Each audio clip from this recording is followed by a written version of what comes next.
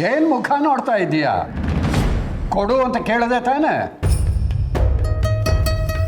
ಇಲ್ಲ ತಾತ, ನಿಮ್ಗಿದು ಯಾವುದು ಅರ್ಥ ಆಗಲ್ಲ. ನನಗೆ ಕೆಲಸ ಸಿಕ್ಕಿದ್ಮೇಲೆ ನಾನೇ ನಿಮಗೆಲ್ಲ ಹೇಳ್ತೀನಿ. ಹೌದು ದತ್ತ ಅವರೇ, ಕೆಲಸ ಸಿಕ್ಕಿದ ತಕ್ಷಣ ಮೊದಲನೇ ತಿಂಗಳ ಸಂಬಳದಲ್ಲಿ ತಟ್ಟೆ ತುಂಬ ಹಣ್ಣಿಟ್ಕೊಂಡು ಹೊಸ ಜುಬ್ಬ ತಗೊಂಡು ಬಂದು ನಿಮಗೆ ಕೊಟ್ಟು ಆಶೀರ್ವಾದ ತಗೋತಾಳೆ. ಈಗ ಹೋಗಮ್ಮ. ಏಯ್ ಮುಚ್ಚ ಬಾಯಿ. ಮೊದಲನೇ ತಿಂಗಳ ಸಂಬಳ ಅಂತೆ, ಜುಬ್ಬ ಅಂತೆ. ಸಂಪಾದನೆ ಮಾಡೋ ಮುಖಗಳ ನಿಮ್ಮದು. ಇಲ್ಲಿ ನೋಡು, ಇನ್ನು ಮೇಲೆ ಈ ಮನೆಯಲ್ಲಿ ನೀವು ಏನೇ ಮಾಡಬೇಕಾದರೂ ನನಗೆ ಹೇಳೇ ಮಾಡಬೇಕು. ಒಂದೊಂದು ಹೆಜ್ಜೆ ಇಡಬೇಕಾದ್ರೂ ಕೂಡ ನನ್ನ ಪರ್ಮಿಷನ್ ತಗೊಂಡೇ ಹೆಜ್ಜೆ ಇಡಬೇಕು.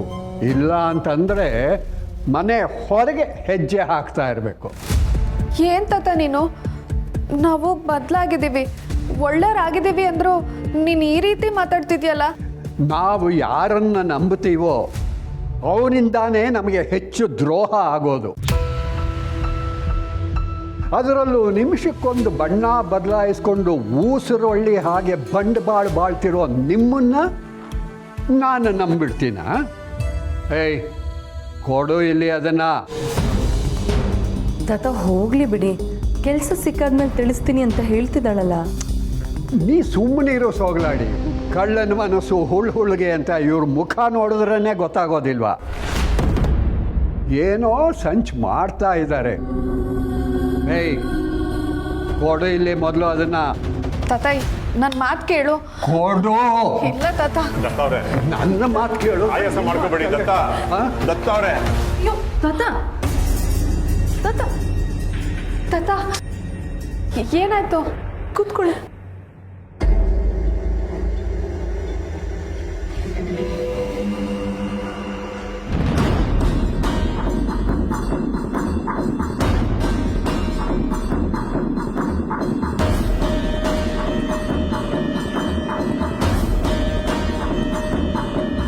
ತಾತ ಸಿರಿ, ನೀರು ತಗೊಂಡ್ ಬಾ.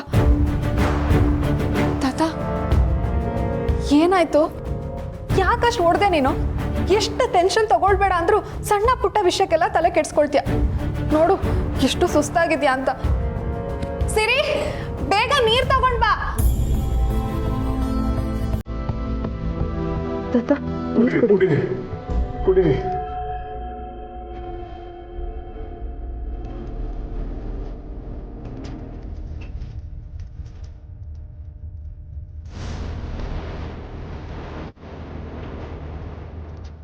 ಆಯಾಸ ಮಾಡ್ಕೋಬೇಡಿ, ಮಲಗ್ಸಮ್ಮ ಕರ್ಕೊಂಡೋಗಿ.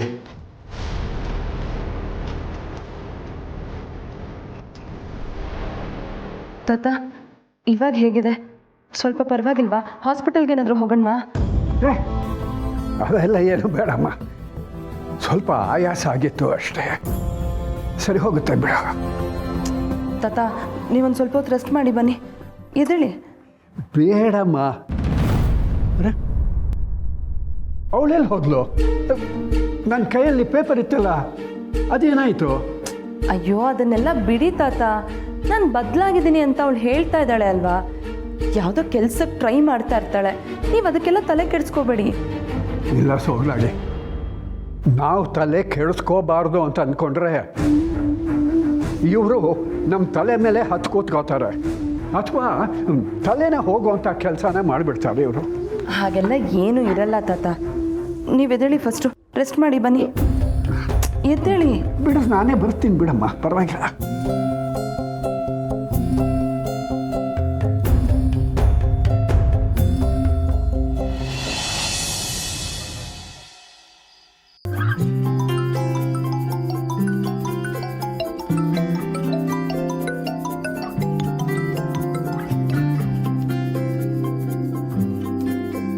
ಹಲೋ ತುಳಸಿ, ಹೇಗಿದೆಯಮ್ಮ?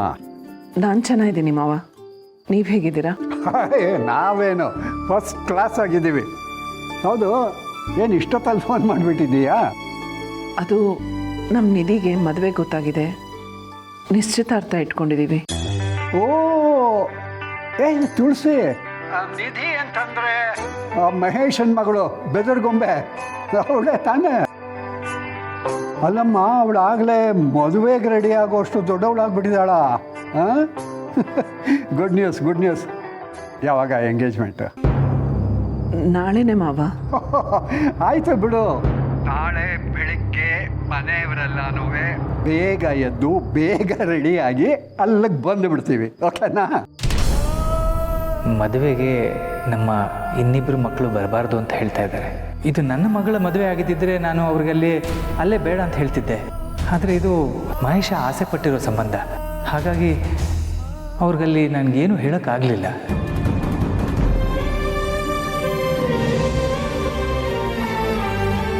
ಯಾಕೆ ತುಳಸಿ, ಏನಾಯ್ತು?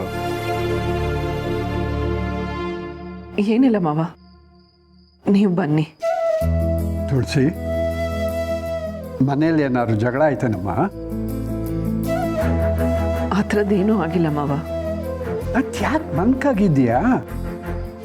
ಅದು ತುಳಸಿ, ಈ ನಿನ್ನ ಮಾವನಿಗೆ ನಿನ್ನ ಮನಸ್ಸು ಅರ್ಥ ಆಗೋದಿಲ್ಲ ಅಂತ ಅಂದ್ಕೊಂಡಿದ್ದೀಯೇನಮ್ಮ? ಮಾವ ಇಲ್ಲ, ಅಂಥದ್ದೇನೂ ಆಗಿಲ್ಲ. ನೀವೆಲ್ಲರೂ ಬನ್ನಿ. ಅಯ್ಯೋ ತುಳಸಿ, ನೋಡು ನಿನಗೆ ಹೇಳೋದೇ ಮರ್ಸಾಯ್ತು.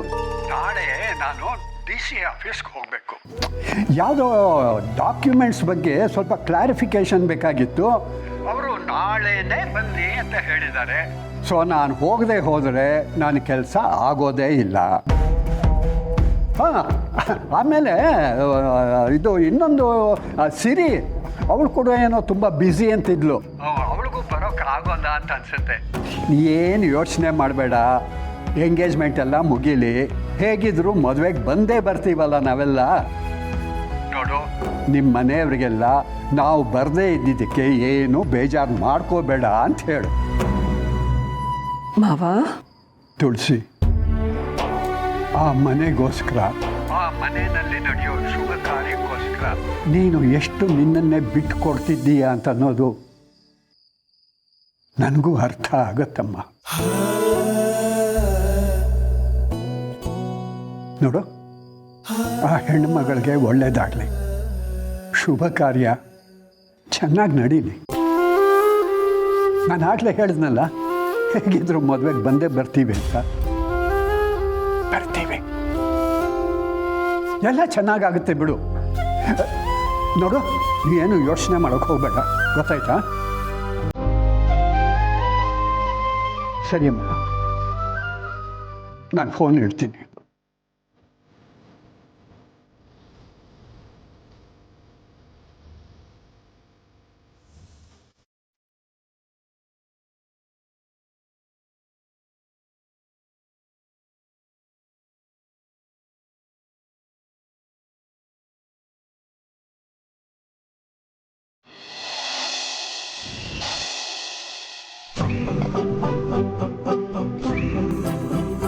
ಸರಿ, ತಿಂಡಿ ರೆಡಿನಾ? ಲೇಟ್ ಆಗ್ತಾ ಇದೆ, ಹೊರಡ್ಬೇಕು. ಏನಮ್ಮ ಇದು, ಹೋಗ್ತೀನಿ ಅಂತ ಹೇಳ್ತಿದ್ದಾನೆ? ನನಗೂ ಅದೇ ಗೊತ್ತಾಗ್ತಿಲ್ಲ ತಾತ. ಏನು ಮಾಡೋದು ಇವಾಗ? ತಿಂಡಿ ಲೇಟಾಗಿ ಕೊಟ್ಬಿಡ್ಲಾ?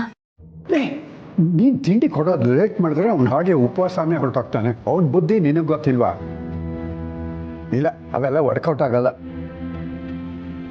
ಬೇರೆ ಏನಾದರೂ ಯೋಚನೆ ಮಾಡಬೇಕು. ಸರಿ, ಲೇಟ್ ಆಗ್ತಾ ಇದೆ. ಇವತ್ತು ಸರ್ಮನೇಲಿ ತುಂಬ ಕೆಲಸ ಇದೆ. ನನ್ನ ಕೈ ನಡೆಯೋಕ್ಕಾಗೋಲ್ಲ. ತಾತ, ನಡೆಯೋದು ಕೈಯಲ್ಲ, ಕಾಲಲ್ಲಿ. ಕಾಲಲ್ಲಿ ನನ್ನ ಮೊಣಕಾಲು ಕೈ ಕೊಟ್ಬಿಡ್ತಮ್ಮ. ನನ್ನ ಕಾಲಲ್ಲಿ ನಡೆಯೋಕ್ಕಾಗಲ್ಲಮ್ಮ. ಏನು ಮಾಡಲಿ ಈಗ? ಏನಾಯ್ತಾತ? ಹೇಳಿದ್ದು ಕೇಳಿಸ್ಲಿಲ್ವಾ? ಮಂಡಿ ನೋವು ಕಣೋ. ಕಾಲು ಕೈ ಕೊಟ್ಬಿಡ್ತು ಅನಿಸುತ್ತೆ. ನಿಂತ್ಕೊಳ್ಳೋಕ್ಕಾಗಲ್ಲ, ನಿಂತ್ಕೊಂಡ್ರೆ ನಡೆಯೋದಕ್ಕಾಗೋದಿಲ್ಲ. ಗಂಟ್ಪಿಂಡ, ನಾನು ಈಗಲೇ ಆಸ್ಪತ್ರೆಗೆ ಕರ್ಕೊಂಡು ಹೋಗುವ. ಏನು ಆಸ್ಪತ್ರೆಗೆ ಇವಾಗ್ಲಾ? ಈಗ ಆಗಲ್ಲ ತಾತ, ನಂಗೆ ಲೇಟ್ ಆಗ್ತಾ ಇದೆ. ಬೇಕಿದ್ರೆ ನಾಳೆ ರಜೆ ತಗೋತೆ, ನಾಳೆ ಹೋಗೋದ? ನಾಳೆ ಕೂತ್ಕೊಳ್ಳಿ ತಾತ, ಕೂತ್ಕೊಳ್ಳಿ. ಏನು ಹೀಗೆ ಹೇಳ್ತಿದ್ಯಾ ಸಮರ್ಥ? ರಜೆ ತಗೊಳ್ಳೋದಿದ್ರೆ ಇವತ್ತೇ ತಗೋ. ನಾಳೆವರೆಗೂ ತಾತ ನೋವೆಲ್ಲ ನರಳಬೇಕಾ? ತಾತ, ಯಾವತ್ತೂ ಇಲ್ದಿರ ನೀವು ಇವತ್ತು ಯಾಕೆ ಬಂತು ನಿಮಗೆ? ಈಗೇನು ಹಾಸ್ಪಿಟಲ್ಗೆ ಹೋಗ್ಬೇಕಾ? ಹೌದು ಕಣ, ಹೋಗಲೇಬೇಕು. ಸರಿ, ಆಯ್ತು. ಹಾಗಾದ್ರೆ ಕ್ಯಾಬ್ ಬುಕ್ ಮಾಡ್ಕೊಡ್ತೀನಿ, ಇಬ್ರು ಹೋಗಿ ಬನ್ನಿ ಹಾಸ್ಪಿಟಲ್ಗೆ. ಕ್ಯಾಬ ಇಲ್ಲಪ್ಪ ಕ್ಯಾಬಲ್ಲೆಲ್ಲ ನನಗೆ ಹೋಗೋಕ್ಕಾಗಲ್ಲ, ನೀನೇ ನಾನು ಕರ್ಕೊಂಡು ಹೋಗಬೇಕು. ತಾತ ನಾನು ಕೆಲ್ಸಕ್ಕೆ ಹೋಗಬೇಕು. ಓ ಇದು ಯಾಕೆ ಹೋಗಬೇಕು? ನೋಡು, ಇವತ್ತು ನೀನು ರಜೆ ಹಾಕು, ನಿನ್ನೇನು ಕೆಲ್ಸಕ್ಕೆ ಹೋಗಬೇಕಾಗಿಲ್ಲ ಇವತ್ತು. ತಾತ ಇವತ್ತು ಅವ್ರ ಮನೇಲಿ ತುಂಬ ಕೆಲಸಗಳಿರುತ್ತೆ, ನಾನು ಹೋಗಲೇಬೇಕು. ಬೇಡವೋ? ಈ ಹೊತ್ತು ಅವ್ರ ಮನೆಗೆ ಯಾರೋ ಗಂಡಿನ ಕಡೆಯವ್ರು ಬರ್ತಿದ್ದಾರಂತೆ. ಅವ್ರ ಮುಂದೆ ನೀನು ಕಾಣಿಸ್ಕೊಳ್ಳೋದು ಚೆನ್ನಾಗಿರಲ್ಲ ಕಣ. ಓಹೋ, ಇದಾ ವಿಷಯ? ಇದಕ್ಕೆನಾ ನಿಮ್ಗೆ ಕಾಗ ಬಂದಿದ್ದು?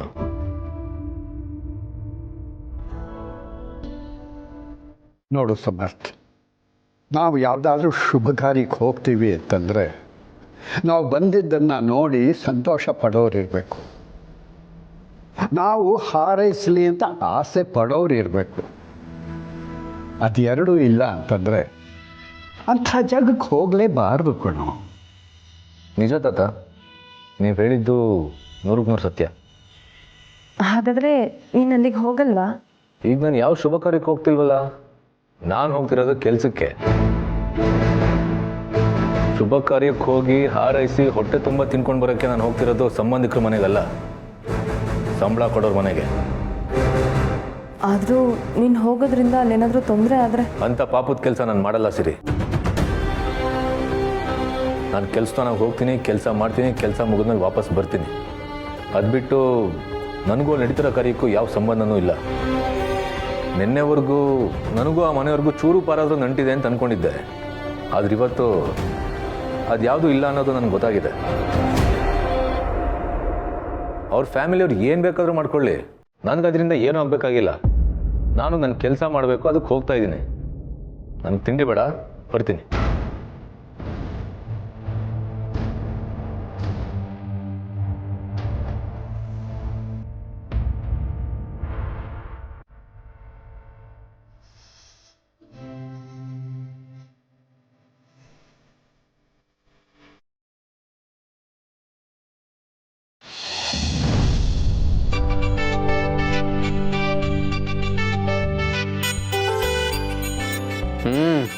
ಎಷ್ಟು ಬೇಗ ಎಷ್ಟು ದೊಡ್ಡವಳಾಗ್ಬಿಟ್ಟಿದ್ಯಾ ನಿಧಿ. ಬ್ರೋ ನಂಗೆ ಚಾಕ್ಲೇಟ್ ಬೇಕು ಅಂತ ನೀನು ಹಠ ಮಾಡ್ತಾ ಇದ್ದು ನನಗೆ ಇನ್ನೂ ನೆನಪಿದೆ. ಈಗ ಗಂಡ ಬೇಕು ಅಂತ ಮದುವೆ ಆಗ್ತಿದೆ. ನಾನು ಬೇಕು ಅಂತ ಆಗ್ತಿಲ್ಲ. ಓ, ಹಾಗಾದರೆ ಬೇಡ ಅಂತ ಆಗ್ತಿದ್ಯಾ?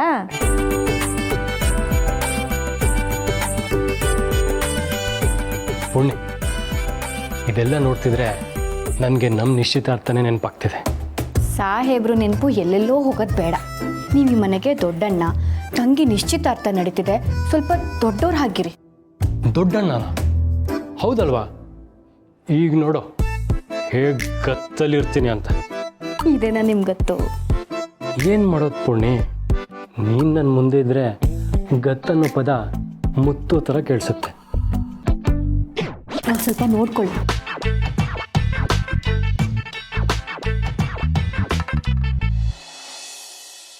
ತುಳಸಿಯವರೇ, ಅದು ಸಮರ್ಥ್ ಬರ್ತಿದ್ದಾನ? ಪಾಪು ಆಗಲಿ ಪುಟ್ಟಿ ಆಗಲಿ ಬರಬಾರ್ದು ಅಂತ ಗಂಡಿನ ಕಡೆಯವ್ರು ಹೇಳಿದಾರಲ್ವಾ, ಅವ್ರು ಬರಲ್ಲ ಬಿಡಿ. ಮನೇಲಿ ಶುಭ ಕಾರ್ಯ ನಡೆಯುವಾಗ ಮಕ್ಕಳೆಲ್ಲರೂ ಇರಬೇಕು ಅನ್ನೋದು ಎಲ್ಲ ಅಪ್ಪ ಅಮ್ಮಂದ್ರ ಆಸೆ ಆಗಿರುತ್ತೆ. ಆದರೆ ಇವತ್ತು ನೊಂದ್ಕೋಬೇಡಿ ಮಾಧವರೇ, ನಿಮ್ಮ ಪರಿಸ್ಥಿತಿ ನನಗೆ ಅರ್ಥ ಆಗತ್ತೆ. ಗಂಡಿನ ಕಡೆಯವ್ರಿಗೂ ಹೇಳೋಕ್ಕಾಗದೆ, ನನಗೂ ಹೇಳೋಕ್ಕಾಗದೆ ನೀವೆಷ್ಟು ಒದ್ದಾಡ್ತಾ ಇದ್ದೀರಾ. ಯೋಚನೆ ಮಾಡಬೇಡಿ, ಮೊದಲು ಮಗಳು ಮದುವೆ ಆಗೋದು ಮುಖ್ಯ. ಆದರೂ ಇಂಥ ಸಮಯದಲ್ಲಿ ಅವರೆಲ್ಲ ಇದ್ದಿದ್ದರೆ ನನಗಂತೂ ಬೆಟ್ಟದಷ್ಟು ಖುಷಿ ಆಗ್ತಿತ್ತು. ಜೊತೆಗೆ ಸಣ್ಣ ಆತಂಕನೂ ಆಗ್ತಿತ್ತು. ಆತಂಕನಾ? ಅಂದರೆ ಗಂಡಿನ ಮನೆಯವರು ಆ ರೀತಿ ಮಾತಾಡ್ದಾಗಿಂದ ಸಮರ್ಥ ಏನಾದರೂ ಇಲ್ಲಿಗೆ ಬಂದರೆ ಅವರಿಂದ ಅವನಿಗೇನಾದರೂ ಅವಮಾನ ಆಗಿಬಿಟ್ರೆ ಅನ್ನೋ ಆತಂಕ. ಇಲ್ಲ, ನಾವು ಆತಂಕ ಪಡಬೇಕಾಗಿರೋದು ಅವರಿಂದ ನಿಧಿ ಮದುವೆಗೆ ಏನಾದರೂ ತೊಂದರೆ ಆಗ್ಬಿಡತ್ತಾ ಅಂತ. ದೇವ್ರ ಕೃಪೆಯಿಂದ ಯಾವುದೇ ರೀತಿ ತೊಂದರೆ ಆಗದೆ ಶುಭ ಕಾರ್ಯ ಚೆನ್ನಾಗಿ ನಡೆದುಬಿಟ್ರೆ ಅಷ್ಟೇ ಸಾಕು.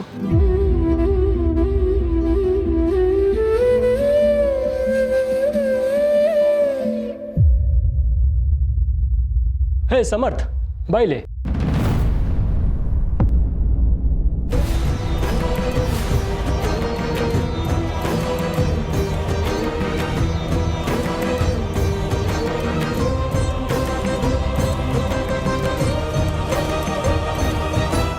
ಪಾಪು ಬಂದ್ಬಿಟ್ನಾ? ಮನೆಯವ್ರಿಗೆ ಇದು ಯಾವ ವಿಚಾರನೂ ಗೊತ್ತಿಲ್ಲ, ಅದಕ್ಕೆ ಅವಿ ಅವನನ್ನು ಕರಿತಾ ಇದ್ದಾನೆ. ಸಮರ್ಥಿಗೆ ಇಲ್ಲಿ ಏನಾದರೂ ನೋವಾಗೋ ಥರ ಆದರೆ ಏನು ಮಾಡೋದು?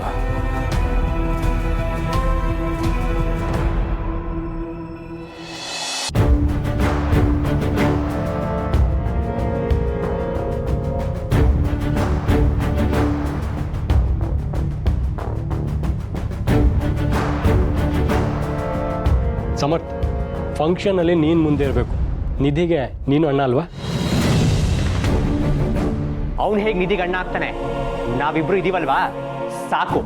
ಹಾದಿ ಬೀದಿಲಿ ಹೋಗೋರಳ ನಿಧಿಗೆ ಅಣ್ಣ ಆಗೋ ಅವಶ್ಯಕತೆ ಇಲ್ಲ.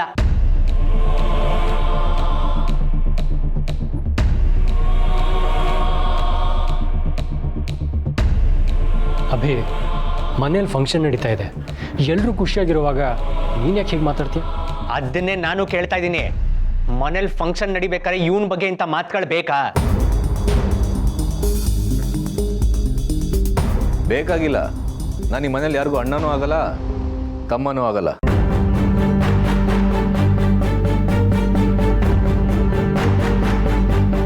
ನಾನು ಈ ಮನೇಲಿ ಡ್ರೈವರ್ ಆಗಿರೋನು, ಈ ಮನೇಲಿ ಕೆಲಸಗಾರ ಆಗಿರೋನು. ಏನಾದರೂ ಕೆಲಸ ಇದ್ರೆ ಹೇಳಿ, ಅದು ಬಿಟ್ಟು ನನಗೆ ಸಂಬಂಧಗಳ ಅವಶ್ಯಕತೆ ಇಲ್ಲ.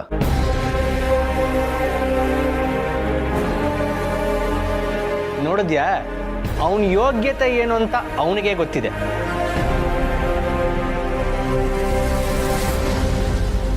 ನೋಡು ಮಿಸ್ಟರ್ ಡ್ರೈವರ್, ಆ ಡೈನಿಂಗ್ ಟೇಬಲ್ ಹಿಂದೆಗಡೆ ಹೋಗಿ ತೋರಣ ಕಟ್ಟು. ಅಲ್ಲಿ ಊಟದ ವ್ಯವಸ್ಥೆ ಎಲ್ಲ ಹೇಗಾಗ್ತಿದೆ ಹೋಗಿ ನೋಡು. ಎಲ್ಲ ಕೆಲಸ ಮುಗಿದ್ಮೇಲೆ ಮತ್ತೆ ಇಲ್ಲೇ ಬಂದು ನಿಂತ್ಕೋ. ಏನಾದರೂ ಬೇರೆ ಕೆಲಸ ಇದ್ರೆ ಹೇಳ್ತೀನಿ.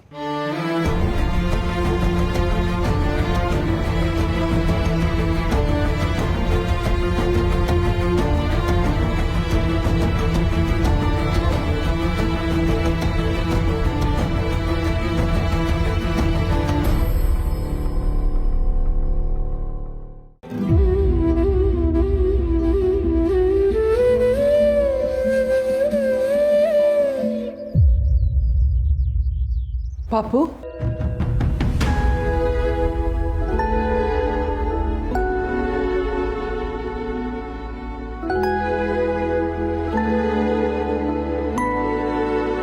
ಹೇಳಿ ಮೇಡಮ್, ಏನಾದರೂ ಬೇಕಿತ್ತಾ?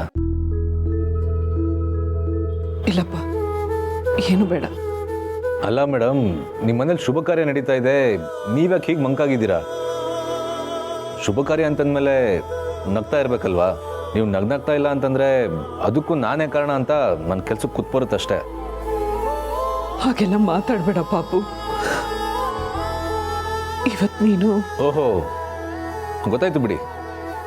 ನೀವು ನನ್ನನ್ನು ಮಗ ಅಂದ್ಕೊಂಡ್ರೆ ತಾನೇ ಸಮಸ್ಯೆ.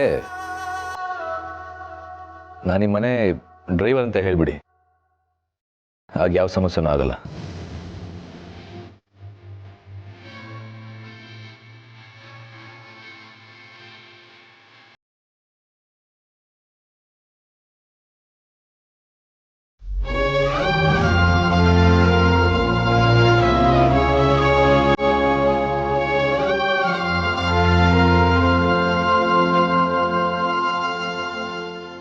ಕಾಪರಂಜಿ ಅಂತ ನನಗೆ ಗೊತ್ತು.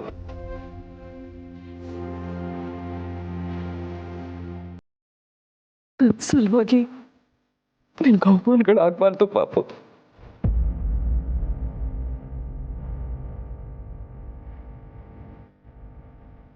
ನಿನ್ಗೆ ಈ ಮನೇಲಿ ಯಾರಿಂದನೂ ನೋವಾಗಬಾರ್ದು.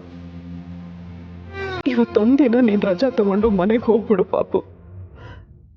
ನೀನು ಇಲ್ಲಿ ಈ ಕೆಲ್ಸಗಳೆಲ್ಲ ಮಾಡೋದನ್ನ ನನ್ನ ಕೈ ನೋಡೋಕ್ಕಾಗ್ತಾ ಇಲ್ಲ. ಮೇಡಮ್, ನೀವು ಅಷ್ಟೊಂದೆಲ್ಲ ಎಮೋಷ್ನಲ್ ಆಗಬೇಡಿ. ನೀವು ಈ ಮನೆಗೆ ಯಜಮಾನಿ, ನಾನು ಈ ಮನೆಗೆ ಡ್ರೈವರು.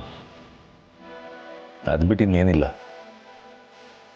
ಅಷ್ಟಕ್ಕೂ ನಾನಿಲ್ಲಿ ಗೊಂಬೆ ಇದ್ದಾಗೆ, ಜೀವ ಇದ್ದರೂ ಜೀವ ಇಲ್ದಿರೋ ಥರ, ಈ ಮನೆಯವ್ರು ಕೀ ಕೊಟ್ಟಾಗ ಕುಣಿಯೋ ಥರ. ಯಾರೇನೇ ಅಂದರೂ ಸಹಿಸ್ಕೊಂಡು ನನ್ನ ಪಾಡಿ ನಾನು ಇರೋ ಥರ ಒಂದು ಗೊಂಬೆ ಅಷ್ಟೆ. ಇಲ್ಲ ಪಾಪು, ನಾನು ಹೇಳೋದನ್ನು ಅರ್ಥ ಮಾಡ್ಕೊ. ಇವತ್ತೊಂದಿನ ನೀನು ಹೊರಟ್ಬಿಡು. ಯೋಚನೆ ಮಾಡಬೇಡಿ ಮೇಡಮ್, ನನ್ನಿಂದ ನಿಮ್ಗೇನೋ ತೊಂದರೆ ಆಗಲ್ಲ. ಅದು ಹಾಗಲ್ಲ ಪಾಪು, ನಿಂಗೇನಾದರೂ ತೊಂದರೆ ಆದರೆ ನನ್ನ ಕೈಲಿ ನೋಡೋಕ್ಕಾಗಲ್ಲ. ಹೊರಟ್ಬಿಡು. ಈಗೇನು ಗಂಡಿನ ಕಡೆ ಬರೋ ಹೊತ್ತಾಯಿತು, ನಾನು ಎಲ್ಲೂ ಕಾಣಿಸ್ಕೋಬಾರ್ದು ಅಷ್ಟೇ ತಾನೆ. ಅದಕ್ಕೆ ಯಾಕೆ ರಜೆ ತಗೋಬೇಕು? ಇಲ್ಲೆಲ್ಲಾದರೂ ಇರ್ತೀನಿ ಬಿಡಿ.